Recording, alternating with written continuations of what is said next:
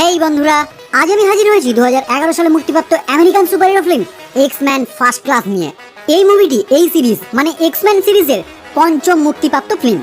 এই মুভিতে আমরা এই টোটাল সিরিজের অন্যতম দুটি চরিত্র প্রফেসর এক্স এবং ম্যাগনেটো, এই দুজনের বন্ধুত্ব আর তাদের দুজনের বিভেদ কিভাবে ঘটলো সেটা পুরোপুরি জানতে পারবো। প্রথমেই বলে রাখি, এই পুরো মুভিটি অতীতকে ঘিরে বর্ণনা করা হয়েছে।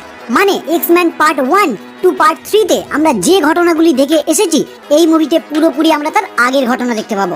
যে কারণে আমরা এখানে প্রফেসর এক্স ও ম্যাগনেটোকে ইয়াং অবস্থায় দেখতে পাবো। গল্পের শুরুতেই আমরা দেখতে পাই 1944 সালে ন্যাৎসি অধিকৃত পোল্যান্ডের একটি কনসেন্ট্রেশন ক্যাম্প। এবার 1944 সাল মানে বোঝাই যায় এই টাইমে ওয়ার্ল্ড ওয়ার 2 রানিং। ঠিক এই কারণেই ন্যাৎসিরা ইয়াং যুবকদের ধরে এনে তাদেরকে এই ক্যাম্পে ট্রেনিং দেয়। আর এখানেই আমরা এই ফিল্মের একটি মুখ্য চরিত্র এরিক লেহেনসার বা ম্যাগনেটোর সাথে পরিচিত হই, যে সিনটি আমরা এর আগে এক্স-ম্যান পার্ট 1-এই দেখে এসেছি। এখানে এরিকের বয়স এখন অনেক অল্প, আর এই কারণে তাকেও এই ক্যাম্পে জোর করে ধরে আনা হয়েছে ট্রেনিং দেওয়ার জন্য। এবার এখানেই আমরা সহ এরিক নিজেও নিজের পাওয়ার প্রথমবারের মতো অনুভব করে। তার বাবা মায়ের থেকে তাকে আলাদা করে দেওয়ার ফলে সে তার সামনে থাকা একটি ধাতব গেট পুরোপুরি বাঁকিয়ে দেয়, যেটা দেখে ওই ক্যাম্পের একজন কমান্ডো জেনারেল স্মিথ এরিককে তার কাছে নিয়ে এসে তাকে একটি লোহার কয়েন দিয়ে জানায়, তুমি যদি এই কয়েনটি তোমার ক্ষমতার সাহায্যে সরাতে পারো তাহলে তোমার মায়ের সাথে আমি পুনরায় তোমাকে দেখা করতে দেবো। কিন্তু এরিক অনেক চেষ্টার পরেও সেটি করতে না পারায় স্মিথ তার মাকে সেখানে এনে উপস্থিত করে আর জানায়, আমি 1 থেকে 3 গুনবো, তার মধ্যে যদি তুমি ওই কয়েনটি ওখান থেকে সরাতে না পারো আমি তোমার মাকে সঙ্গে সঙ্গে মেরে ফেলবো। এরিক এর পরেও ওই কয়েনটিকে তার ক্ষমতার সাহায্যে মুভ করতে না পারায় স্মিথ তার সামনেই গুলি করে তার মাকে হত্যা করে, যেটা দেখে এরিক এতটাই রেগে যায় যে পুনরায় তার চৌম্বকীয় ক্ষমতা সেই মুহূর্তেই প্রকাশ পায় এবং সেখানে উপস্থিত দুটি গার্ডকে সে সঙ্গে সঙ্গে হত্যা করে। এইবার এখানে আপনাদের মনে প্রশ্ন আসতেই পারে, এরিক কেন স্মিথকে মারতে পারলো না? এর কারণ স্মিথ একজন মিউটেন্ট, যার ক্ষমতা সম্বন্ধে আমরা আর কিছুক্ষণের মধ্যেই ধারণা পাবো। অন্যদিকে ঠিক একই টাইমে আমরা এই মুভির আরো একটি মুখ্য চরিত্রের সাথে পরিচিত হই, যিনি হলেন চার্লস জেভিয়ার মানে প্রফেসর এক্স। এইবার সময়কাল যেহেতু 1944, তাই ম্যাগনেটোর মতো প্রফেসর এক্স এর বয়স এখন একদমই অল্প। চার্লস একদিন রাতে তার বাড়িতে ঘুমানোর টাইমে কিছু আওয়াজ শুনে সেটা কিসের আওয়াজ দেখার চেষ্টা করলে সে তার মাকে দেখতে পায়, কিন্তু চার্লস খুব সহজেই বুঝে যায় এটা তার মা না, তার মায়ের রূপ নিয়ে অন্য কেউ। সঙ্গে সঙ্গেই চার্লস তাকে জানায়, আমি জানি তুমি আমার মা না, তাই তুমি অরিজিনালি কে সেটা আমাকে জানাও। ফলে সঙ্গে সঙ্গেই সে চার্লসের মায়ের রূপ বদলে ক্ষণিকের মধ্যে একটি বাচ্চা মেয়েতে রূপান্তরিত হয়, যার প্রাকৃতিক রূপ পুরোপুরি নীল, যেটা দেখে আমাদের একটুও বুঝতে অসুবিধা হয় না যে এটি মিস্টিক বা রেভেন। এইবার তারা দুজনেই যখন বুঝতে পারে এই পৃথিবীতে তারা একা না, তাদের মতো আরো অনেকেই আছে, তখনই চার্লস তাকে তার বোন হিসাবে তাদের পরিবারের সাথে থাকার আমন্ত্রণ জানায়, আর মিস্টিকও তার এই প্রস্তাবে রাজি হয়ে যায়। এইবার এখান থেকে সিন চেঞ্জ হয় 1962 সালে, মানে 18 বছর পর, যেখানে আমরা ইয়াং এরিককে দেখতে পাই, যে তার মায়ের মৃত্যুর বদল নেওয়ার জন্য স্মিথকে হন্যে হয়ে খুঁজে বেড়াচ্ছে। অন্যদিকে চার্লসও এখন ইয়াং, আর বর্তমানে সে অক্সফোর্ড বিশ্ববিদ্যালয় থেকে জেনেটিক্সের অধ্যাপক হিসেবে ডক্টরেট অর্জন করেছে এবং জেনেটিক্সের মিউটেশন নিয়ে গবেষণাও চালাচ্ছে। এখানেই একটা কথা বলে রাখি, আমরা এর আগের মুভিগুলোতে এরিক লেহেনসার বা ম্যাগনেটোকে অন্য রূপে দেখে এসেছি, আর এখানে আমরা এরিককে ইয়াং অবস্থায় এই রূপেই দেখব, আর প্রফেসর এক্স মানে চার্লস জেভিয়ারকে আমরা এই রূপে দেখব। যাই হোক, পরবর্তী সিনে আমরা এই মুভির আরো একটি মুখ্য চরিত্রের সাথে পরিচিত হই, যিনি হলেন সিআইএ এজেন্ট ময়রা, যে লাস ভেগাসে মার্কিন সেনা কর্নেল হেনরিকে লুকিয়ে লুকিয়ে অনুসরণ করে জানতে পারে তাকে একদল মিউটেন্ট চাপ দিয়ে তুরস্কে মার্কিন পারমাণবিক বোমা মোতায়েন করতে বাধ্য করছে। কিন্তু তুরস্কে মার্কিন পারমাণবিক বোমা মোতায়েন করলে রাশিয়া তার বিরোধিতা করবে, যার ফলে শুরু হতে পারে তৃতীয় বিশ্বযুদ্ধ। আর এই মিউটেন্টগুলি এটাই চায়। আসলে এই মিউটেন্টগুলির লিডার হচ্ছে এই মুভির মূল ভিলেন স্মিথ, যিনি এখন সেবাস্টিয়ান শ নামে সকলের কাছে পরিচিত। তাই এখন থেকে আমি স্মিথকে শ নামে অভিহিত করব। শ কিছু মিউটেন্টদের নিয়ে একটি টিম গঠন করে তৃতীয় বিশ্বযুদ্ধের সূচনা করতে চাইছে। আসলে এখন প্রায় সমস্ত দেশই পারমাণবিক ক্ষমতা সম্পন্ন, আর পারমাণবিক রেডিয়েশনের ফলেই সাধারণ মানুষের মধ্যে জিনের মিউটেশন হয়েই উৎপন্ন হয়েছে মিউটেন্টের। তাই শ চায় সমস্ত দেশগুলির মধ্যে পারমাণবিক যুদ্ধ লাগিয়ে দিতে, যাতে ওই পারমাণবিক রেডিয়েশনের ফলেই সাধারণ মানুষের অস্তিত্ব বিলুপ্ত হয়ে তৈরি হয় মিউটেন্টদের একটি নতুন জগৎ। এবার প্রথমেই শয়ের টিমের মিউটেন্টদের সাথে আমরা একটু পরিচিত হয়ে নিই।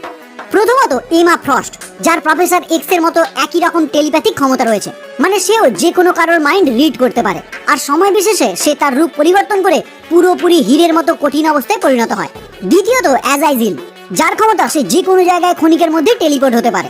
তৃতীয়ত রিপটাইড, যে যে কোনো সময় সাইক্লোন উৎপন্ন করতে পারে। এইবার এরা সকলে মিলে মার্কিন সেনা কর্নেল হেনরিকে মেরে ফেলার হুমকি দিয়ে মার্কিন পারমাণবিক বোমা তুরস্কে মোতায়েন করতে বাধ্য করে। এইবার হেনরি যখন তাদের কথা মতো তুরস্কে পারমাণবিক বোমা মোতায়েন করার অর্ডার জারি করে দেয়, তারপরে শ তাকে মেরে ফেলে। আর সেখানেই আমরা শয়ের অরিজিনাল ক্ষমতা সম্বন্ধে ধারণা পাই। সে যে কোনো হাই এনার্জি নিজের মধ্যে শোষণ করে সেটাকে তার শক্তি হিসেবে ব্যবহার করতে পারে।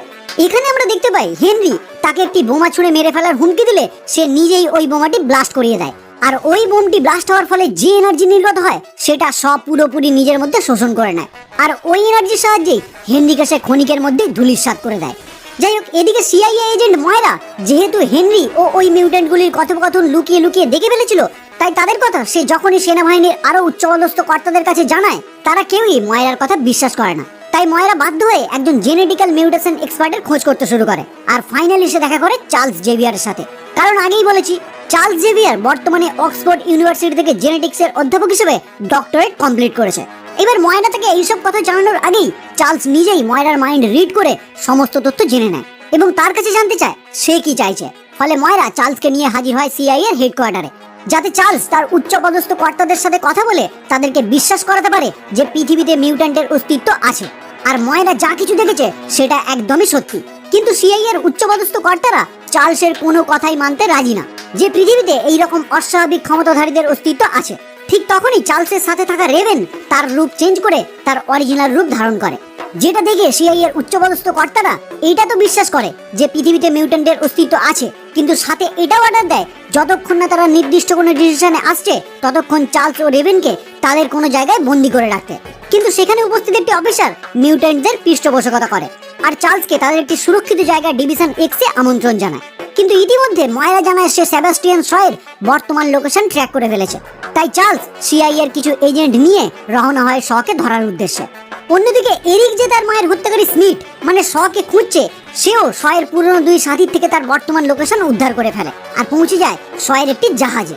শ এরিককে দেখেই সঙ্গে সঙ্গে চিনতে পেরে তাকে অভ্যর্থনা জানায়। কিন্তু শয়ের সাথে থাকা এমা এরিকের মাইন্ড রিড করে বলে দেয় সে শকে মারতে এখানে এসেছে। আর এটা জানতে পেরেই এমা এক ধাক্কায় এরিককে জাহাজ থেকে জলে ফেলে দেয়। ঠিক একই টাইমে সেখানে এসে উপস্থিত হয় মার্কিন সেনাবাহিনীর একটি জাহাজ, যে জাহাজে আছে ময়রা ও চার্লস। চার্লস চেষ্টা করতে থাকে ওই জাহাজে শয়ের লোকেশন উদ্ধার করে তার মাইন্ড কন্ট্রোল করার, কিন্তু চার্লসের এই কাজে বাধা হয়ে দাঁড়ায় এমা। যেহেতু দুজনেরই টেলিপ্যাথিক ক্ষমতা অনেকটাই একই ধরনের, তাই চার্লসের কাজে এমা খুব সহজেই বাধা প্রদান করে। কিন্তু এরিক জলে থাকা অবস্থাতেই তার ম্যাগনেটিক ক্ষমতা ব্যবহার করে শয়ের জাহাজে আক্রমণ করতে শুরু করে। ফলে শয় যখন বুঝতে পারে এইভাবে এরিকের সামনাসামনি মোকাবেলা করাটা ঠিক হবে না, তখনই সে ওই জাহাজে থাকা একটি সাবমেরিনের সাহায্যে সেখান থেকে পালিয়ে যাওয়ার চেষ্টা করে। যেটা বুঝতে পেরেই এরিক তার ক্ষমতার সাহায্যে ওই সাবমেরিনটিকে থামাতে গেলে নিজেই জলে ডুবে যেতে থাকে। যেটা চার্লস উপর থেকে বুঝতে পেরে জলে ঝাঁপ দিয়ে এরিকের মাইন্ড কন্ট্রোল করে তাকে শান্ত করে ফিরিয়ে আনে নিজেদের জাহাজে। এরপর তারা সকলে মিলে উপস্থিত হয় সিআইএ ডিভিশন এক্সে। সেখানে তারা সকলেই সিআইএ এর আন্ডারে কাজ করে একটি তরুণ বিজ্ঞানী হ্যাঙ্ক ম্যাকওয়ের সাথে পরিচিত হয়। চার্লস তাকে দেখেই তাদের সাথে থাকা সিআইএ এর একটি উচ্চপদস্থ কর্তাকে জানায়, আরে এখানে তো আগে থেকেই একজন মিউট্যান্ট আছে, এটা তো আপনি আগে বলেননি। যেটা শুনে ওই উচ্চপদস্থ কর্তাটি পুরোপুরি হতবাক হয়ে যায়, মানে সেও জানতো না হ্যাঙ্ক একজন মিউট্যান্ট। এরপর হ্যাঙ্ক তার জুতো খুলে তাদের সকলকে দেখায় তার শরীর পুরোপুরি মানুষের মতো নর্মাল হলেও তার পাটি একটি জন্তুর মতো, আর তার মধ্যে কি কি স্পেশাল পাওয়ার রয়েছে সেটাও তাদের সকলকে প্রদর্শন করে। এইবার ডিভিশন এক্সে তারা সকলে একসাথে থাকার টাইমে রেভেন ও হ্যাঙ্ক দুজনের খুবই ক্লোজে চলে আসে। আসলে হ্যাঙ্ক অনেকদিন ধরেই গবেষণা করছিল সে কিভাবে পুরোপুরি একটি নর্মাল মানুষের মতো রূপান্তরিত হতে পারে। আর যখনই সে রেভেনকে দেখে সে যে কোনো রূপ ধারণ করতে পারে, তখনই তার মাথায় আসে রেভেনের ব্লাড স্যাম্পল থেকে সে তার গবেষণাটি কমপ্লিট করতে পারবে। এমনকি সে রেভেনের সাথে কথা বলে তার ব্লাড স্যাম্পলও নিয়ে নেয়। কিন্তু এখানে এরিক রেভেনকে বারবার জানায় মিউট্যান্টরা সাধারণ মানুষের থেকে অনেক বেশি শক্তিশালী, আর মিউট্যান্টদের সেই শক্তি কোনো লজ্জার কারণ না যে সেটা সবার থেকে লুকিয়ে রাখতে হবে। কিন্তু রেভেন বরাবরই তার অরিজিনাল রূপ সব সময় লুকিয়ে রাখে, যেটা এরিকের একদমই পছন্দ না। এখানে এরিক যখন তাকে এইসব কথা জানায় তখন রেভেন তার কথায় খুবই ইমপ্রেস হয়, যার কারণবশতই ভবিষ্যতে আমরা এরিকের ছায়াসঙ্গী হিসাবে রেভেনকে দেখতে পাবো। যাই হোক, এরপর তারা সকলে মিলে লেগে পড়ে মিউট্যান্টদের নিয়ে একটি নতুন গ্রুপ তৈরি করার কাজে, যাতে শয়ের গ্রুপের সাথে তারা খুব সহজেই টক্কর দিতে পারে। কিন্তু তারা অন্য মিউট্যান্টদের কিভাবে খুঁজবে? এখানেই হ্যাঙ্ক তার একটি আধুনিক আবিষ্কারের কথা তাদেরকে জানায়, যেটা হলো সেরেব্রো। আমরা তো এক্সম্যানের আগের পার্টগুলোতেই পরিচিত হয়েছি এই সেরেব্রোর সাথে, তাই এর কাজ আমরা সকলেই জানি। ফলে সেরেব্রোর সাহায্যেই এরিক ও চার্লস খুঁজে খুঁজে 4 জন নতুন মিউট্যান্টকে তাদের দলে রিক্রুট করে। প্রথমত স্টিপার অ্যাঞ্জেল সালভাডোর, যার ফড়িং এর মতো ডানা থাকায় ওই ডানার সাহায্যে সে খুব সহজেই উড়ে বেড়াতে পারে। এমনকি তার মুখ থেকে এক প্রকার লালা নির্গত হয়, যে লালার সাহায্যে সে যে কোনো জিনিস জ্বালিয়ে দিতে পারে। দ্বিতীয়ত ক্যাবি আর্মান্ডো মুয়োজ, যে সময় সাপেক্ষে নিজেকে সেই জায়গায় বেঁচে থাকার মতো গঠন করতে পারে। মানে জলে থাকলে তার মাছের মতো কাণ্ড সৃষ্টি হয়, কেউ যখন তাকে আঘাত করতে যাবে সে তখন পাথরের মতো রূপান্তরিত হয়, এই রকম। তৃতীয়ত হলো সেনাবন্দী অ্যালেক্স সামার্স, যার শরীর থেকে ব্লেডের মতো আগুনের রশ্মি নির্গত হয়। আর চতুর্থত পলাতক শন ক্যাসিডি, যার গলার স্বর এতটাই উচ্চ যে সে চিৎকার করেই যে কোনো জিনিসে আঘাত হানতে পারে। যাই হোক, এখানে এই সকল মিউট্যান্ট একত্রিত হওয়ার পর তারা নিজেদের একটি করে ছদ্মনাম রাখে, আর সেখান থেকে রেভেনের নাম হয় মিস্টিক, এরিকের নাম হয় ম্যাগনেটো এবং চার্লস জেভিয়ারের নাম হয় প্রফেসর এক্স। এই টাইমেই চার্লস খবর পায় বর্তমানে একটি সোভিয়েত জেনারেলের সাথে দেখা করতে যাবে। সেই মতো তারা প্ল্যান করে হাজির হয় ওই জেনারেলের বাড়ির আশেপাশে। কিন্তু সেখানে গিয়েই তারা জানতে পারে সেখানে আসেনি, শুধুমাত্র এমা এসেছে। যার ফলে চার্লস তখনই তাদের ওই মিশনটি বাতিল বলে ঘোষণা করে। কিন্তু এরিক তার মায়ের মৃত্যুর বদলায় এতটাই জ্বলছিল যে সে চার্লসের কথা না শুনে তাকে জানায় এমা শয়ের যে কোনো কাজে সব সময় তার সাথে থাকে, তাই এমাকেও আমি ছাড়ছি না। এই বলে এরিক একটি একটি করে গার্ডকে মারতে মারতে ওই জেনারেলের বাড়ির ভিতরে প্রবেশ করে, যেটা দেখে চার্লস এরিককে একা না ছেড়ে তার পিছনে পিছনে সেও জেনারেলের বাড়িতে প্রবেশ করে। এইবার দুজন মিলে এমাকে বন্দি বানিয়ে তার মাইন্ড রিড করে জানতে পারে শয়ের আসল প্ল্যান। মানে সে চাইছে তৃতীয় বিশ্বযুদ্ধ শুরু করতে, যাতে পারমাণবিক হামলার ফলে মিউট্যান্টদের সংখ্যা আরো বৃদ্ধি পায়।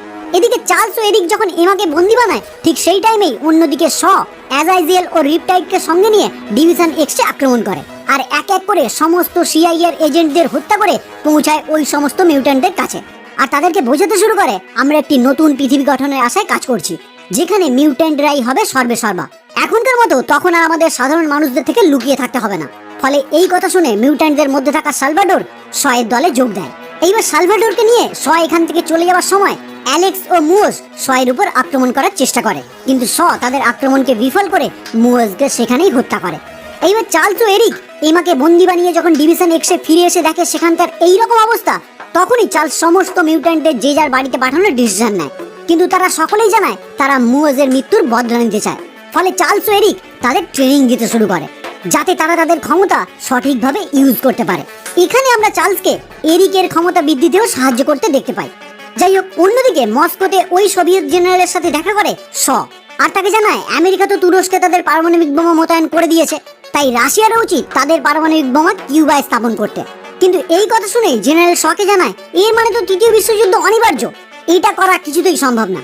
কিন্তু তখনই তার গ্রুপের সমস্ত মেম্বারদের সেখানে ডেকে জেনারেলকে জোরপূর্বক ওই অর্ডার পাস করতে বাধ্য করে। ফলে রাশিয়া ও আমেরিকার মধ্যে উত্তেজনা চরমে পৌঁছায়। আমেরিকা অর্ডার দেয় রাশিয়ার পারমাণবিক বোমা বহনকারী জাহাজ কিউবায় ক্ষেপণাস্ত্র স্থাপন করতে গেলে তাদেরকে আন্তর্জাতিক নিষেধরেখা ক্রস করতে হবে, আর ওই রেখা ক্রস করলেই আমেরিকা রাশিয়ার বিরুদ্ধে যুদ্ধ ঘোষণা করবে, আর এর ফলেই শুরু হবে তৃতীয় বিশ্বযুদ্ধ। এদিকে চার্লস যখন তার টিমকে ট্রেনিং দিয়ে পুরোপুরি তৈরি করে ফেলেছে শয়ের টিমের মোকাবিলা করার জন্য, তখন হ্যাঙ্ক রেভেনের ওই রক্তের সাহায্যে তার রূপ পুরোপুরি সাধারণ মানুষের মতো রূপান্তর করার ফর্মুলা তৈরি করে ফেলে। কিন্তু এই টাইমেই রেভেন এরিকের কথায় প্রভাবিত হয়ে নিজের রূপ নিয়ে থাকারই ডিসিশন নেয়। ফলে হ্যাঙ্ক একাই ওই ফর্মুলা ইউজ করে। এইবার ওই ফর্মুলা ইউজ করার পর ক্ষণিকের জন্য তার পা ঠিক হয়ে গেলেও ওই ফর্মুলা বিপরীতমুখী হয়ে তার পুরো শরীর নীল রঙের বন মানুষে রূপান্তরিত হয়। আর ফাইনালি সে আরো বেশি শক্তিশালী হয়ে হ্যাঙ্ক থেকে হয়ে ওঠে বিস্ট। তারপর হ্যাঙ্কের তৈরি একটি সুপারসনিক জেট নিয়ে তারা সকলে মিলে রওনা হয় ওই নিষেধ লাইনের দিকে, যেখানে দুই দেশের মধ্যে উত্তেজনা এখন চরম পর্যায়ে। কারণ সোভিয়েত একটি জাহাজ তাদের ক্ষেপণাস্ত্র নিয়ে নিষেধ লাইন প্রায় ক্রস করতে চলেছে। ফলে আমেরিকান সেনাবাহিনী পুরোপুরি রেডি, ওই নিষেধ লাইন ক্রস করলেই তারা তাদের উপর আক্রমণ করবে। এখানেই আমরা দেখতে পাই সোভিয়েত সেনাবাহিনী তাদের ওই ক্ষেপণাস্ত্র বহনকারী জাহাজটিকে সামনে না এগিয়ে পিছনে যাওয়ার অর্ডার দিলেও তাদের জাহাজ সোজা নিষেধ লাইনের দিকে এগোতে থাকে। এইবার চার্লস তার পুরো টিম নিয়ে যখন সেখানে উপস্থিত হয়, সে তার টেলিপ্যাথিক্যাল ক্ষমতা ব্যবহার করে ওই জাহাজের ক্যাপ্টেনের সাহায্যে জানতে পারে ক্ষেপণাস্ত্র বহনকারী জাহাজের প্রত্যেকটি মেম্বারকে অ্যাজাইজেল মেরে ফেলেছে। তাই জাহাজটিকে পিছনে যাওয়ার অর্ডার দেওয়া সত্ত্বেও সে সামনের দিকে এগিয়ে যাচ্ছে। আসলে এই সমস্ত শয়ের প্ল্যান। সে ইচ্ছাকৃতভাবে অ্যাজাইজেলকে পাঠিয়েছে ওই জাহাজের সমস্ত মেম্বারকে মেরে ফেলতে, যাতে ওই জাহাজটি নির্দ্বিধায় নিষেধ লাইন ক্রস করে আর তৃতীয় বিশ্বযুদ্ধের সূচনা হয়। কিন্তু এখানে চার্লস তার টেলিপ্যাথিক্যাল ক্ষমতা ইউজ করে সেখানে উপস্থিত একজন সোভিয়েত নাবিককে তাদের ক্ষেপণাস্ত্র বহনকারী জাহাজটিকে ধ্বংস করার জন্য প্রভাবিত করে। ফলে রাশিয়া তাদের নিজের জাহাজকে নিজেরাই ধ্বংস করে দেয়। ফলে উত্তেজনার পারদ কিছুটা কমতে শুরু করে। এরপরেই চার্লস শুরু করে তাদের আসল কাজ, মানে শকে যে কোনো উপায় খুঁজে বের করতে হবে। ফলে চার্লস শনের সাহায্য নিয়ে শয়ের সাবমেরিনের লোকেশন উদ্ধার করে ফেলে। আর এরপরেই আমরা দেখতে পাই এই মুভির আইকনিক একটি সিন, যেখানে এরিক তার ম্যাগনেটিক ক্ষমতার সাহায্যে শয়ের সাবমেরিন জল থেকে তুলে সমুদ্রের তীরে এনে আছড়ে ফেলে। আর তারপরই শুরু হয় চার্লসের টিম এবং শয়ের টিমের মধ্যে লড়াই।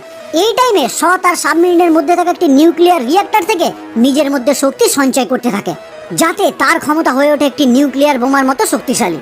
এখানে চার্লস তার টেলিপ্যাথিক্যাল ক্ষমতার সাহায্যে শয়ের মাইন্ড কন্ট্রোল করার অনেক চেষ্টা করে, কিন্তু শ বর্তমানে রাশিয়ানদের থেকে উপহার পাওয়া একটি মেটালিক হেলমেট ইউজ করে, যেটা পরে থাকাকালীন তার মাইন্ড কেউ কন্ট্রোল করা তো দূরের কথা, রিডও করতে পারবে না। যাই হোক, এই কথা জানার পর এরিক সোজা গিয়ে প্রবেশ করে শয়ের সাবমেরিনের ভিতর, কারণ সে যে কোনো উপায় চায় তার মায়ের মৃত্যুর বদলা নিতে। এইবার সাবমেরিনের ভিতর অনেক খোঁজার পর অবশেষে সে সামনাসামনি হয় সেবাস্টিয়ান শয়ের। কিন্তু এখন শ এতটাই পাওয়ারফুল যে এরিকের ম্যাগনেটিক ক্ষমতা তার কাছে তুচ্ছ। কিন্তু এরিক চালাকি করে তার ম্যাগনেটিক ক্ষমতার সাহায্যে তার মাথায় থাকা ওই হেলমেটটি সরিয়ে দেয়, আর সঙ্গে সঙ্গেই চার্লস তার টেলিপ্যাথিক্যাল ক্ষমতার সাহায্যে শয়ের মাইন্ড কন্ট্রোল করে তাকে পুরোপুরি স্ট্যাচু বানিয়ে দেয়। এরপরই এরিক ওই হেলমেটটি নিজের মাথায় পরে শকে উদ্দেশ্য করে জানায়, মিউট্যান্টদের নিয়ে তোমার যে দৃষ্টিভঙ্গি সেটা আমার সাথে মিললেও তুমি আমার মায়ের খুনি হওয়ার কারণে তোমাকে আমি মারতে বাধ্য। এই বলেই চার্লসের আপত্তি থাকা সত্ত্বেও তার কাছে থাকা সেই কয়েন, যেটা সরাতে না পারার জন্যই শ তার মাকে মেরে ফেলেছিল, ওই কয়েন শয়ের মাথার এফোড় ওফোড় করে দেয়, ফলে শ সেখানেই মারা যায়। এইবার শয়ের মৃতদেহ নিয়ে এরিক যখন ওই সাবমেরিনের ভিতর থেকে বাইরে বেরিয়ে আসে, ঠিক তখনই সমুদ্রে অবস্থিত দুই দেশের সেনাবাহিনী মিউট্যান্টদের ভয়ে তাদের দিকে ক্ষেপণাস্ত্র নিক্ষেপ করে, কিন্তু এরিক তার ম্যাগনেটিক ক্ষমতার সাহায্যে ওই ক্ষেপণাস্ত্রগুলিকে মাঝ আকাশেই আটকে দেয়। আর তারপর সেখানে উপস্থিত সকল মিউট্যান্টদের উদ্দেশ্যে জানায়, এই হলো মানবজাতির আসল রূপ। তারা সবসময় আমাদেরকে শত্রু হিসাবে দেখে, আমরা যতই তাদের হয়ে কাজ করি না কেন তারা কখনোই আমাদেরকে নিজের মনে করবে না।